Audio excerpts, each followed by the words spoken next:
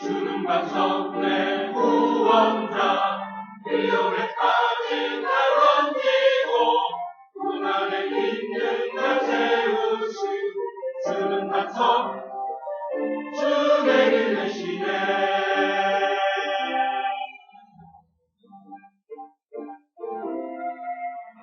주는 반석 내 구원자, 위험에 빠진 날 던지고 어둠을 내낼 때 이끄신 주는 반석 주 내게 되시네.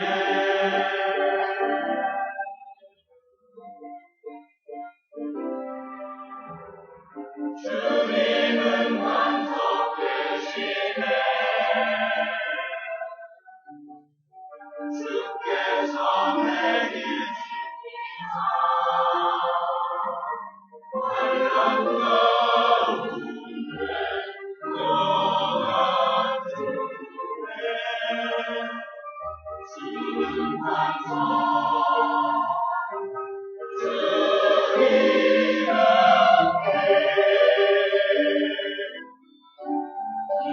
기도에서 만무한다. 우리 주 예수 우리 주 예수 밖에는 이름이 아주 없구나. 주나의 반석이시니 우리의 내가 소리나 내가 서리라.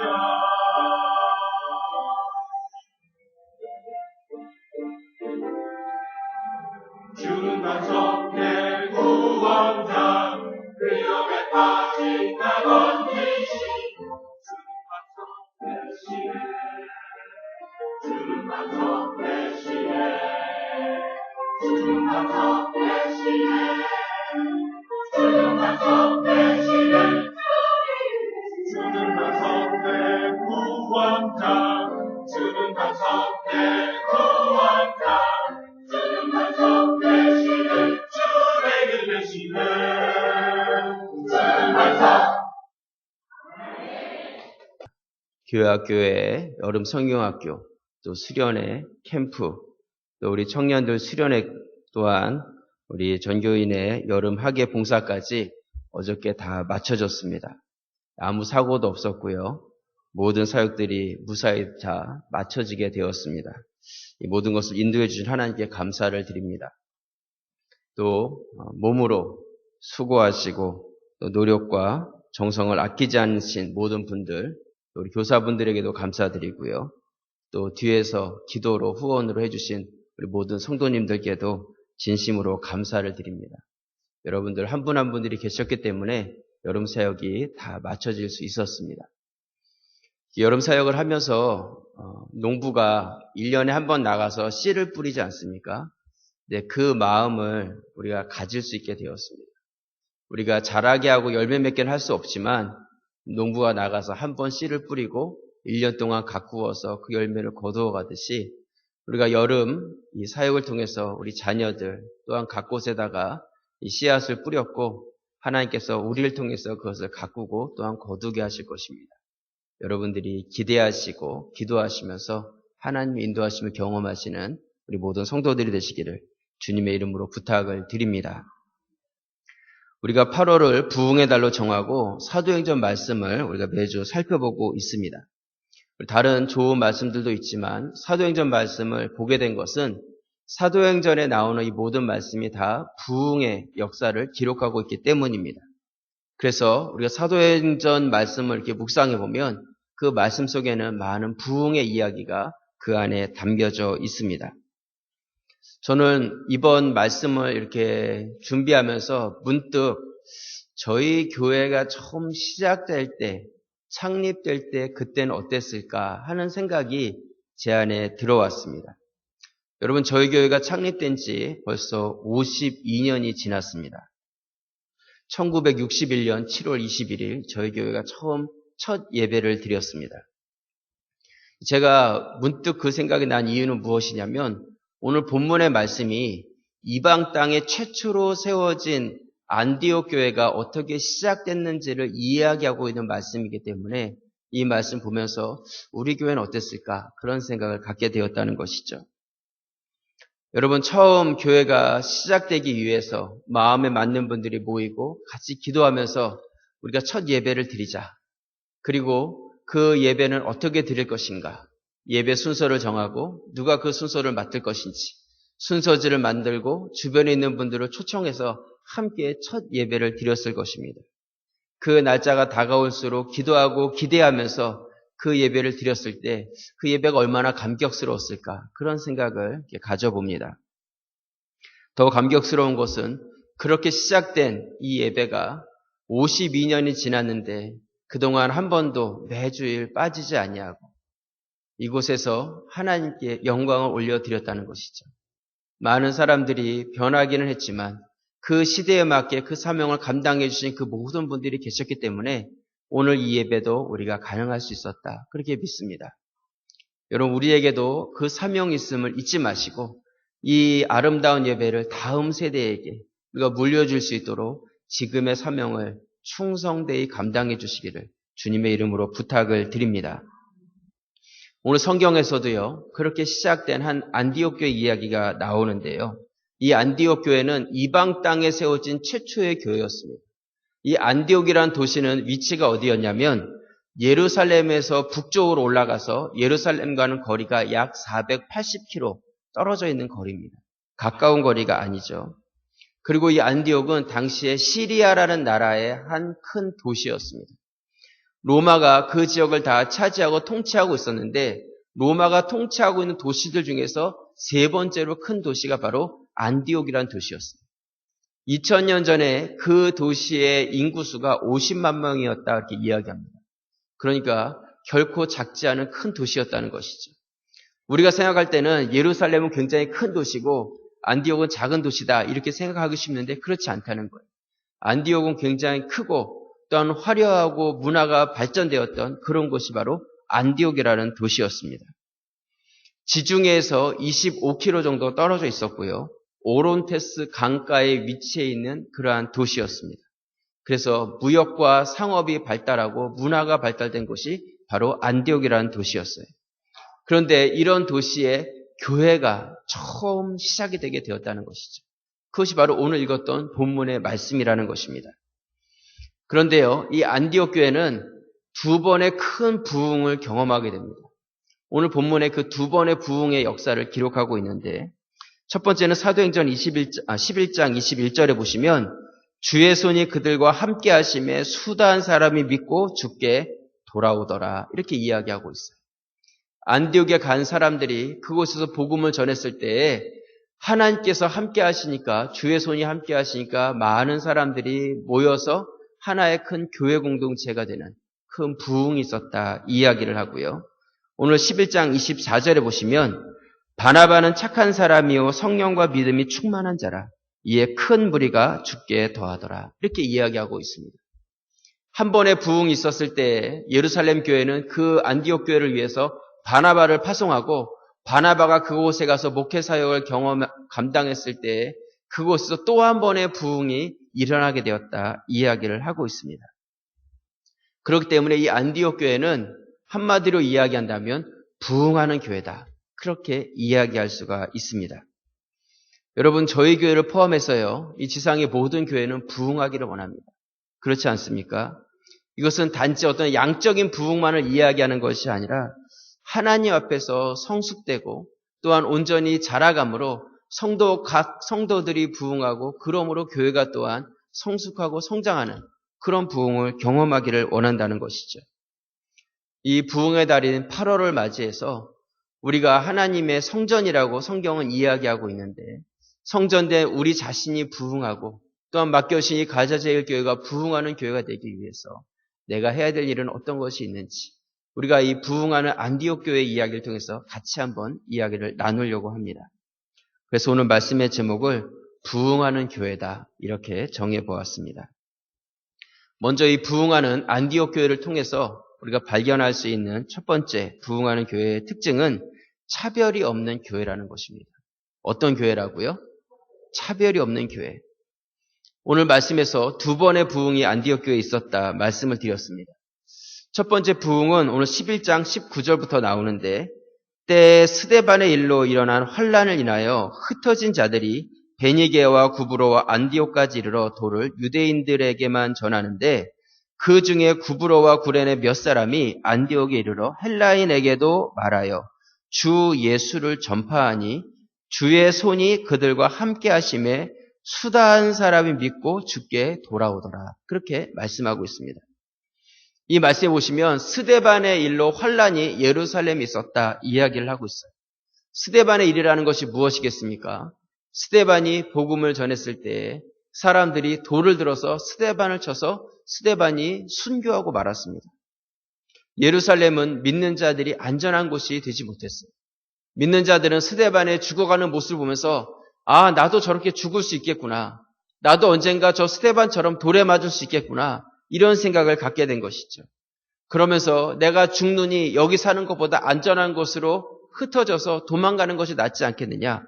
그래서 예루살렘에 시작된 이 스데반의 순교와 박해로 인하여서 그곳에만 모여 있었던 그리스도인들이 폭발적으로 흩어지기 시작했습니다. 그전에는 그곳에 아주 꽁꽁 뭉쳐 있었었는데 마치 스데반의 사건이 폭탄의 도화선과 같이 그 도화선에 불이 붙어서 터짐으로 인하여서 이 모든 사람들이 각처로 흩어지기 시작한 것이죠.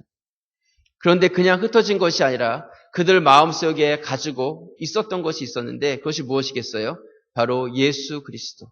그분을 통해서 얻은 복음을 가지고 있었다는 것입니다. 여러분 민들레를 아시죠? 홀씨를 들고 후 불면 민들레 홀씨가 확 날아가지 않습니까?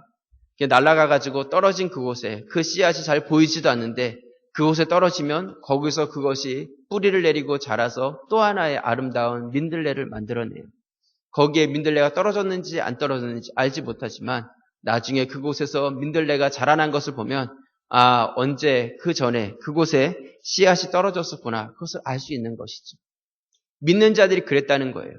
그들이 그냥 흩어진 것이 아니라 마음속에 복음의 씨앗을 가지고 각 곳으로 흩어졌기 때문에 그곳에 가서도 그들이 예수 그리스도의 복음을 드러내고 또한 그것을 증거하는 일들이 일어나게 되었습니다.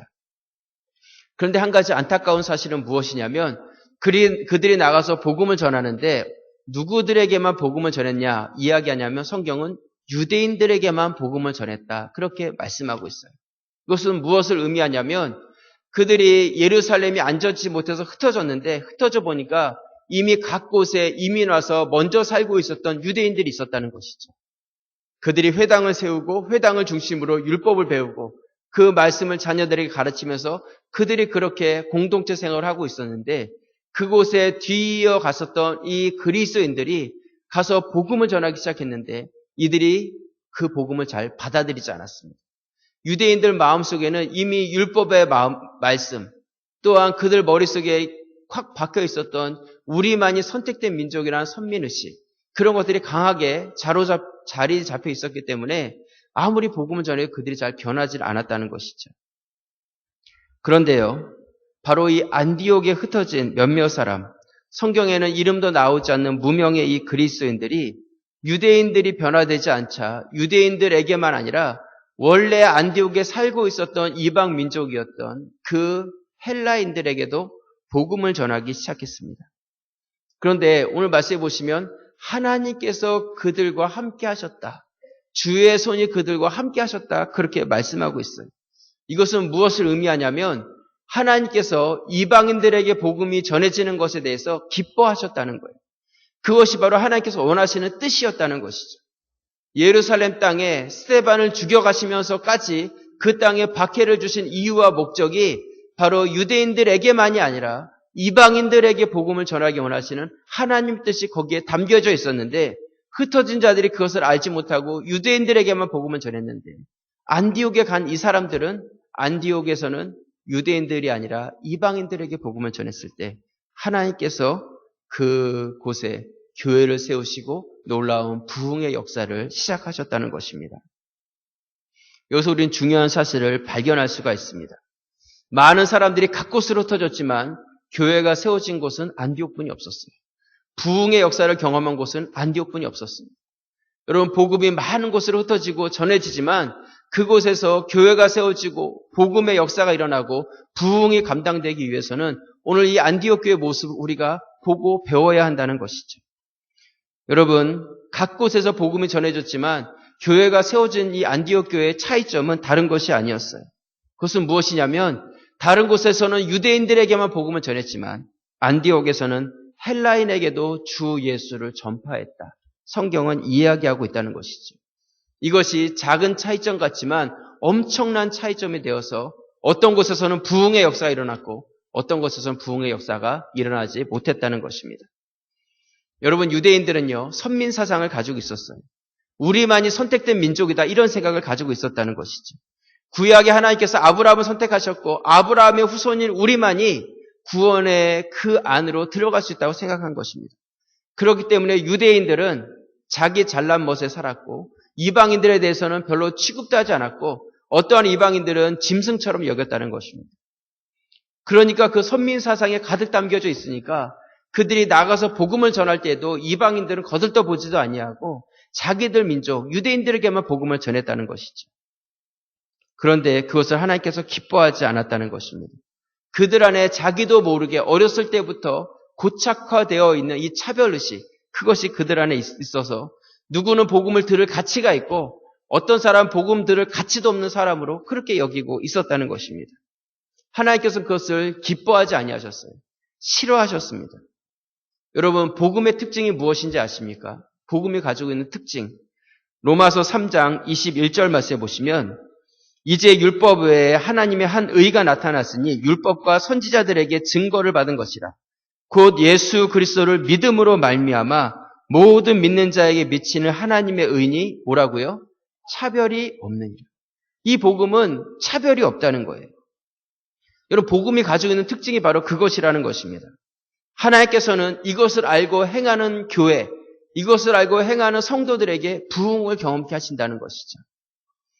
안디옥에 이른 자들, 이 사람들은 차별 없이 모든 사람, 이방인들에게 복음을 전하는 자가 되었고 하나님께서는 그것을 받으셔서 그들의 그 사역 가운데 부흥을 경험하게 하셨다는 것입니다. 여러분, 사람은요, 누구나 다 자기랑 잘 맞는 사람끼리 어울리기를 좋아합니다. 그래서 그것을 우리는 끼리끼리다, 그렇게 이야기를 하죠. 공동체 안에도 그 안에서의 끼리끼리가 자연스럽게 생겨나게 되어 있어요. 저는 그것을 막으려고 하지도 않고요. 없애려고 하지도 않습니다. 그럴 이유가 없어요. 그건 자연스럽게 생겨나는 것이니까요. 그런데요, 그렇게 끼리끼리 모이면서 나보다 좀 못한 사람들하고는 잘 어울리려고 하지 않고요. 또 나보다 좀 잘난 사람들하고는 같이 있으면 좀 불편해하는 그런 것을 봅니다. 근데 제가 여러분들에게 드리고 싶은 말씀은 무엇이냐면요. 여러분, 그 끼리끼리 모이는 것이 잘못됐다는 것이 아니라 그 공동체를 모임으로 인해서 다른 사람과 구별하고 차별해서는 안 된다는 거예요. 그것이 하나님께서 원하시는 것이 아니라는 것이죠. 어떤 사람들은 나만 잘났고 우리만 최고라고 생각하는 그러한 생각을 갖게 되는데 그것은 잘못된 것입니다. 그것은 공동체 안에 유익을 주지 못하는 공동체가 되는 것이죠. 우리가 교회 안에서도요, 서로 각각 다른 부서들을 맡고 있어요. 또 다른 위원회에 소속되어 있습니다. 여러분, 제가 오늘 이 말씀을 준비하면서 한 가지 드리고 싶었던 말씀은 무엇이냐면 우리가 그 부서 이기주의에 빠져서는 안 된다는 거예요. 우리 부서만이 정말 중요하고 우리가 하는 사역만이 가장 필요하고 우리가 하는 것만이 정말 가치가 있고 다른 사람들이 하는 것은 우리보다 좀 못하고 부족하다고 생각하는 것 자체가 잘못됐다는 거예요. 여러분, 그런 교회는요, 부흥할 수가 없습니다. 서로가 서로를 용납하고 받아줄 수 있고 내가 하는 사역도 가치가 있지만 다른 부서의 사역을 인정하고 때로는 그것에 대해서 내가 용납할 수 있고 때로는 양보할 수 있고 또한 서로 합력할 수 있고 그럼으로 인해서 내 것만이 아니라 이것만 되면 된다는 그런 것이 아니라 크게 하나님께서 원하시는 우리 교회를 통해서 그 이루시고자 하시는 큰 뜻을 같이 이루어가는 교회가 됐을 때 차별 없는 교회가 되고 그 교회 가운데 하나님의 부흥의 역사가 일어나게 된다는 것입니다. 여러분, 교회는요, 정말 다양한 분들이 모인 공동체입니다. 생활 수준도 다르고요, 학력도 달라요. 그런데 그곳에 누구든지 와서 하나가 될 수 있는 곳이 바로 교회라는 것이죠. 여러분, 어린아이서부터 연세가 많은 분, 글을 모르시는 분부터 박사학위를 여러 가지 가지고 계신 분, 그 모든 분들이 어떻게 하나가 되어질 수가 있겠습니까? 그것은 내가 가지고 있는 것을 다 내려놓고 차별된 마음이 아니라 예수 그리스도 그 복음 안에서 우리가 하나 될 때에 차별 없는 하나의 공동체가 만들어지고 그 공동체가 바로 놀라운 부흥의 역사를 경험하는 하나님의 도우심과 하나님의 손이 함께하는 그런 공동체가 되어지는 것입니다. 여러분, 나는 못났다고 그럴 필요도 없고요. 또한 나만 잘났다고 하실 필요도 없어요. 우리가 서로의 가치를 인정해주고 내 것이 아니라 다른 사람을 존중하게 여길 수 있는 그런 아름다운 교회 공동체를 만들어 가실 수 있기를 부탁을 드립니다. 여러분, 우리가 중고등부 수련회를 잘 마쳤는데요.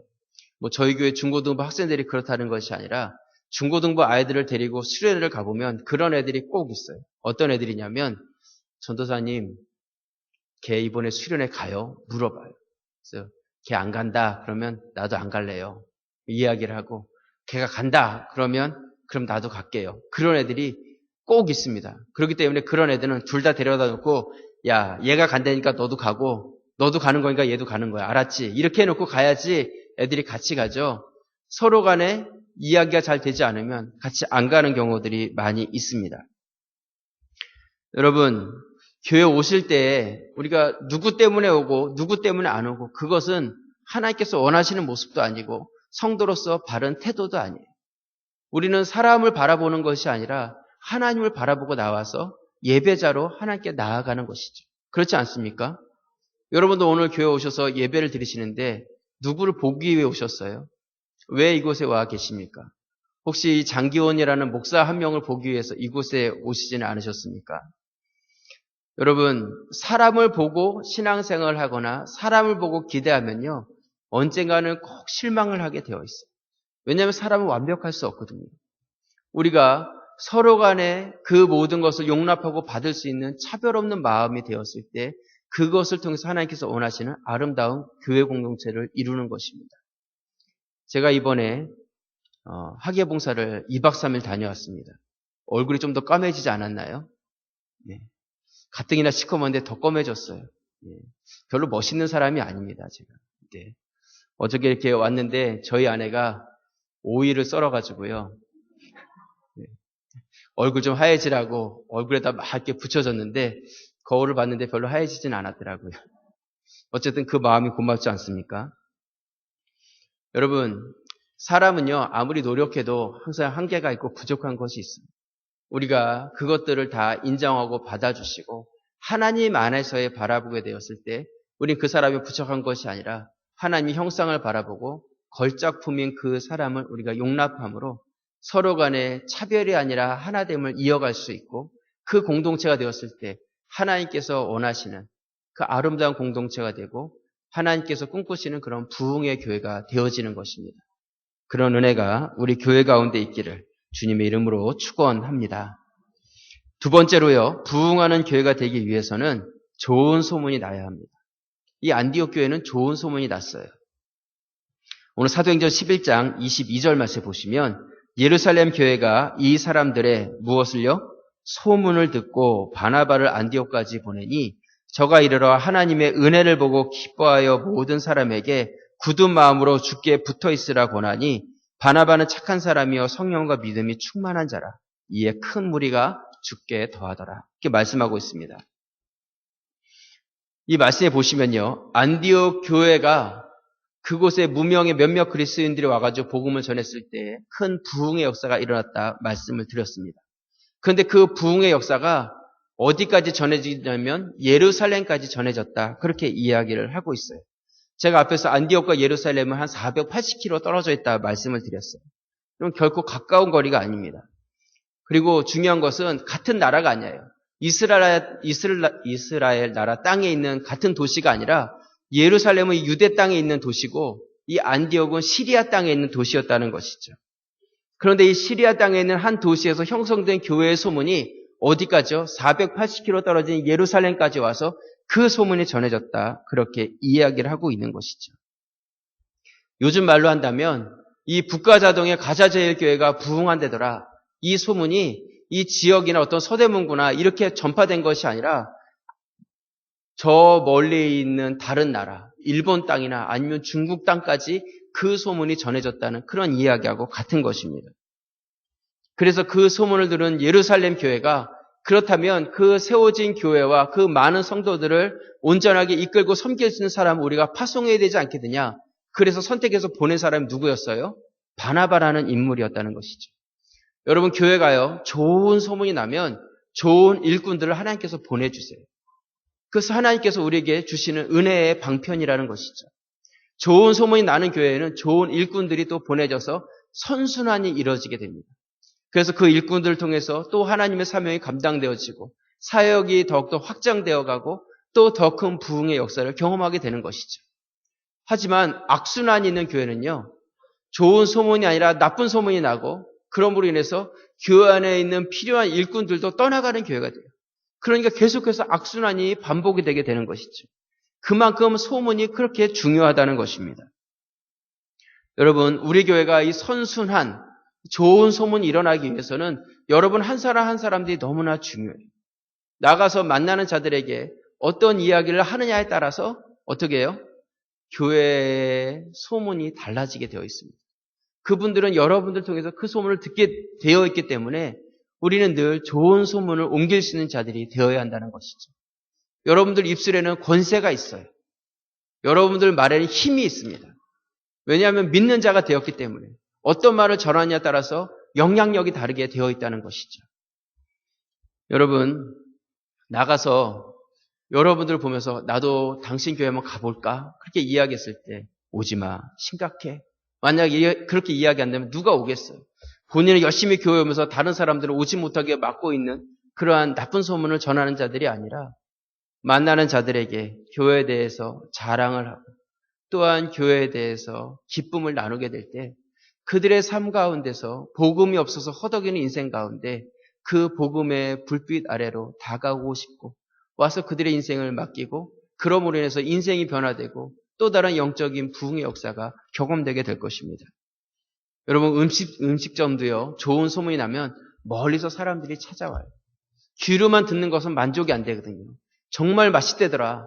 근데 그것이 귀로만 들어서는 안 되고 그렇게 맛있다면 내가 직접 가서 한번 그 맛을 보고 싶은 것이죠. 그리고 그 맛을 보면서 그 기쁨을 이제는 마음으로 느끼고 싶은 거예요. 그러니까 사람들이 찾아오지 않습니까? 교회도 그런 교회가 되어야 된다는 것이죠. 그런데요, 여러분 음식점이 맛있다고 소문이 나서 찾아갔는데 가서 맛을 보니까 맛이 맛있는 것이 아니라 맛이 없어요. 만약 그렇다면 어떻겠어요? 배신감을 느끼겠죠. 속았구나. 내가 소문 듣고 찾아왔는데 별맛 아니네. 그러면 그다음부터는 그 음식점을 찾아가겠습니까? 안 가요.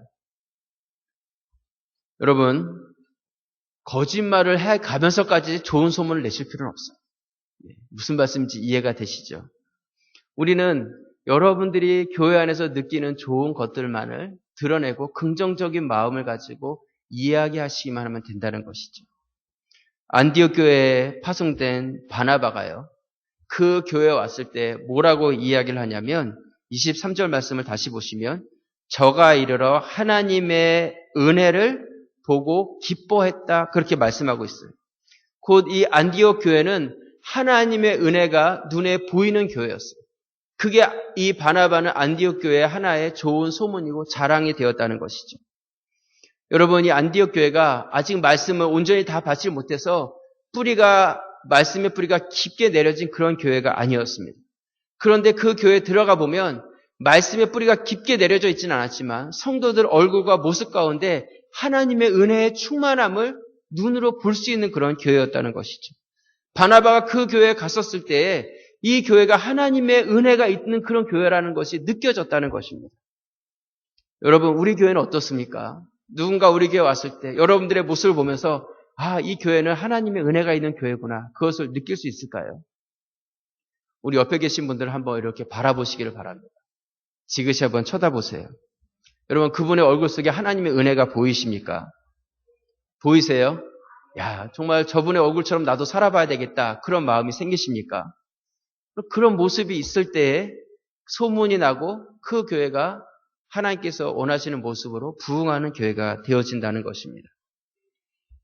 여러분, 교회에 오셔서 예배를 드리실 때 정말 예배 가운데 열정 있는 예배자들이 되시고 또한 이 예배 가운데서 그 갈급함을 가지고 하나님을 바라보시는 또한 말씀을 그렇게 사모하시고 또 그 말씀대로 내가 살고자 몸부림치는 그런 모습이 여러분들 가운데 있어야 한다는 것이죠. 그것이 바로 우리 교회의 능력이 되는 것이고 그런 교회가 되었을 때 부흥의 역사를 경험하게 되어지는 것입니다.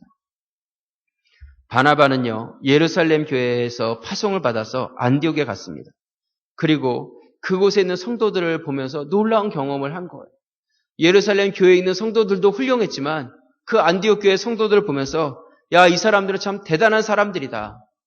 일당백, 그냥 시시한 크리스찬들이 아니라는 것을 그가 느낄 수 있었다는 것이죠.